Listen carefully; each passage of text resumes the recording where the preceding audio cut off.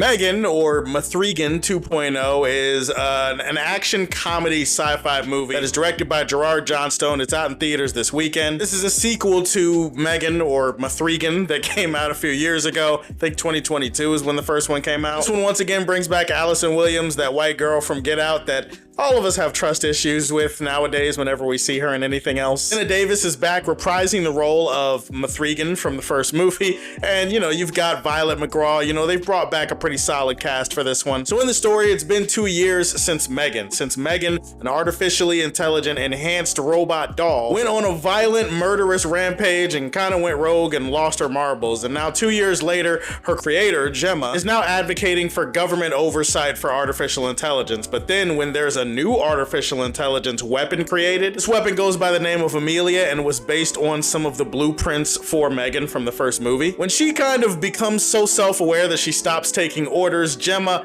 and the rest of her friends are forced to recreate and resurrect M3GAN and make her stronger, faster, more lethal in order to take this new artificial intelligent robot down. I have a little bit of cognitive dissonance with a movie like this because of the title. I know it's M3GAN 2.0. Like, I know that. I'm kind of just trolling a little bit, but it does say M3GAN, and I don't know, it just kind of reminds me of Fant Four Stick from way back in the day. You remember Fantastic Four for 2015? Yeah, all the marketing said Fant Four Stick, and I know that they were just being clever, and I know that it's just marketing, and I'm not expecting anybody in the movie to call it Fant Four Stick, but it always just kind of messes with my brain a little bit, and the same thing happens in this movie. No one calls her M3GAN, but that's what the title of the movie is. So I don't know, it's just, I wanted to do a little mini rant about that, but let's get to the review. So I thought the first M3GAN movie was actually kind of fun. I enjoyed it. It was a horror comedy. I liked Jenna Davis and her role as that robot, and I overall thought it had enough scares, it had enough exciting moments, and it was well made enough. At least I remember liking it. I'd have to go back and watch the video to make sure. Maybe I did shit on it. I don't know. It's been a while. But coming into this one of the things I appreciate right off the bat is that they're not trying to recreate the first movie. In fact, they're trying to create something new. You see that so often in Hollywood, in this industry. You see a lot of sequels that try to just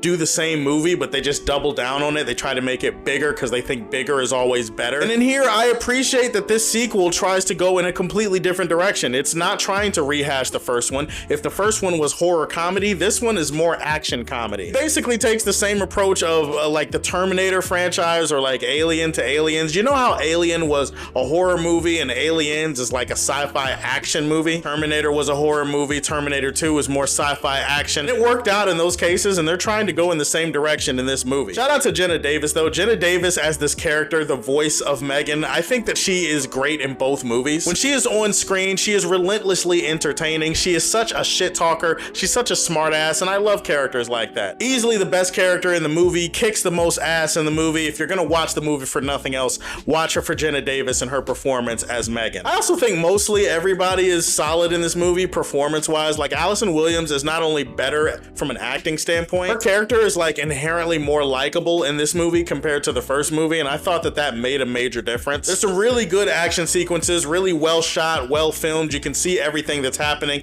and it does lead to a lot of exciting moments. Granted, this movie from an action standpoint is still kind of frustrating because it feels like it was edited to be PG-13, which it is. That's the same frustration a lot of people had with the first M3GAN movie, that was edited to feel like PG-13 when it probably should have been rated R. In the end, when this movie leans into the absurdity, when it leans into the ridiculousness of the premise and the concept, when it's really trying to have as much fun as humanly artificially possible, when it's being self-aware, when it knows what it is, when it doesn't apologize for it, when it just goes all in on the concept, I think that's when this movie is having its most fun. Now, having said that, you do have to acknowledge in the review that the script is absolutely absurd. There's a ton of dumb shit in this script, a ton of stupid things. Again, when you're having fun, you don't really think about it. The movie also is bogged down, especially in the first 2/3 of the movie, with a ton of incessant exposition and technobabble, and it really makes the movie feel like it's worse paced than when it actually is. Just tons of scenes of people over explaining shit. I did get bored at a couple of different moments. I also feel like there's a very predictable twist that's woven into this movie. It's so predictable that I'm kind of stunned that the characters in the movie acted like they were stunned at this twist. The twist is about to happen in the movie and the characters are just kind of being oblivious, and I'm just like, how have you not noticed that this is about to happen? Like, have you not seen